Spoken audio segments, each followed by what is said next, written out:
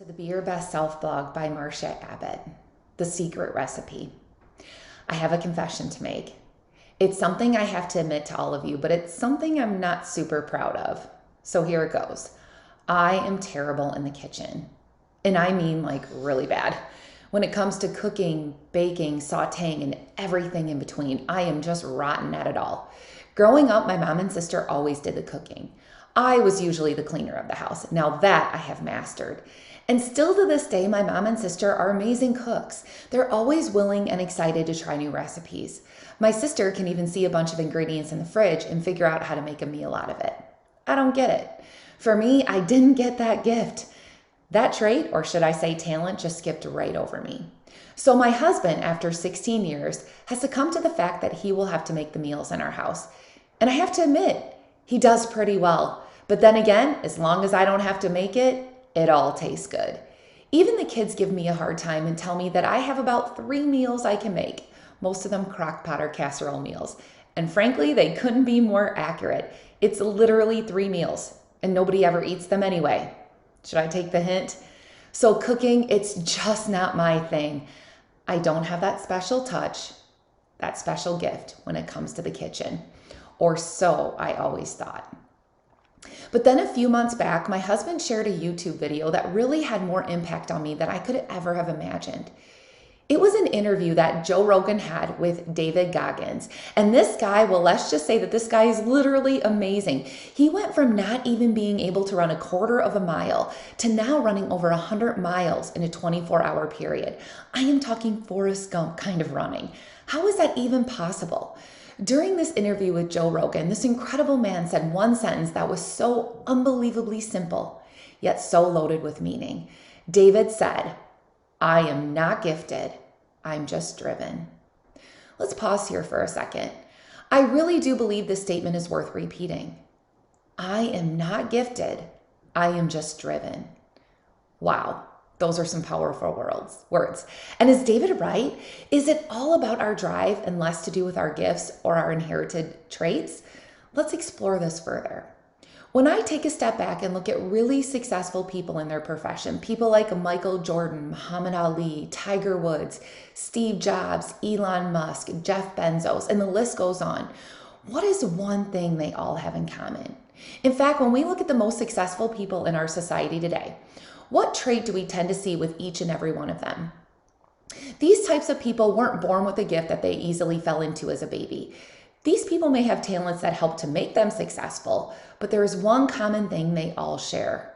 They are driven. But in my opinion, they're driven with a certain kind of mental toughness.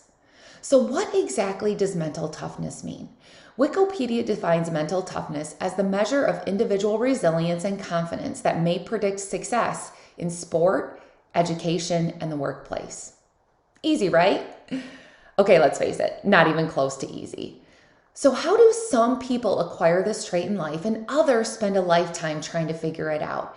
And how do we train our brain to be tough and push through even when the world around us is knocking us down, even when we feel so tired and defeated that we think we can't go on, even when we feel like just throwing in the towel? I may not understand cooking and all of the important ingredients required to make a good recipe, but when it comes to mental toughness, I do believe I know the secret formula. I think I have this recipe figured out.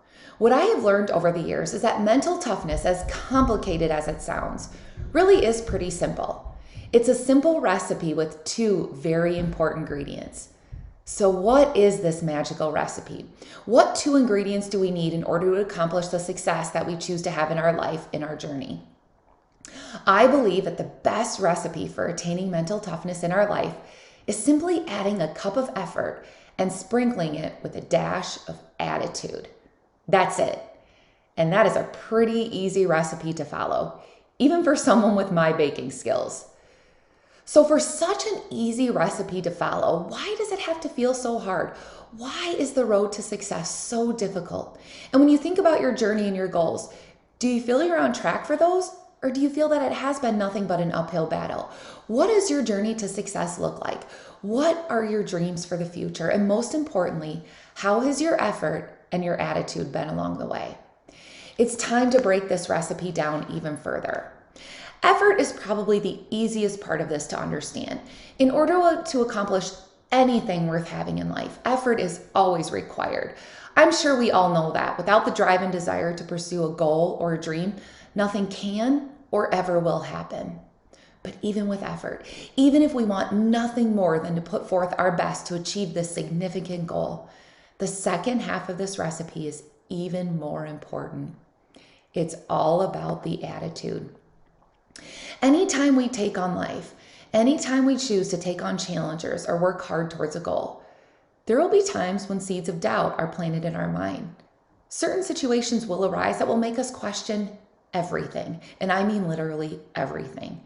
Whether it's just having an overall bad day, or maybe it's circumstances that didn't play out the way we had thought they would, or maybe we had someone rude in our life that shared some words that ultimately stomped on our dreams. These times will come, no matter how much effort we put in. So the second part of the recipe, the second ingredient, is truly the most important one. We have to learn, even during the most difficult times, to control our attitude. A ride to success is rarely a fast one. Life is short, but the days can sure feel long on this type of journey. So when life throws you a curveball on your path to success, and your brain keeps shouting at you to just give up, pause right there. Pause on your journey to remember why. Why are you fighting so hard to achieve this goal? Why are you doing all of this? And then use your why to carry you forward to the finish line.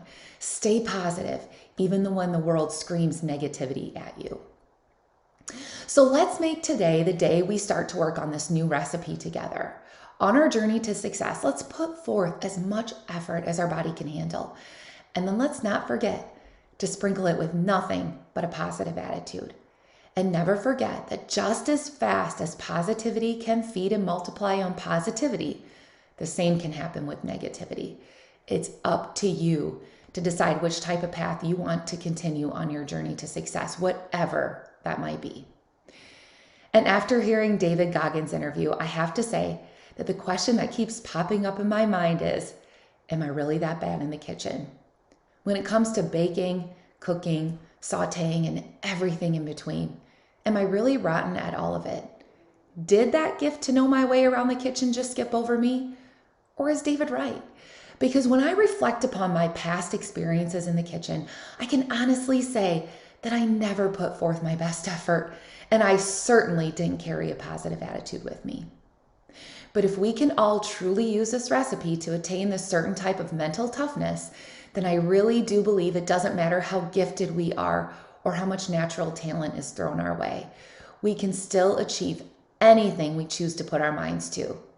Even me, even when it comes to learning my way around the kitchen. For resources to this blog, please see my written blog at www.beyourbestselfblog.com. Let's work together to continue to be our very best selves.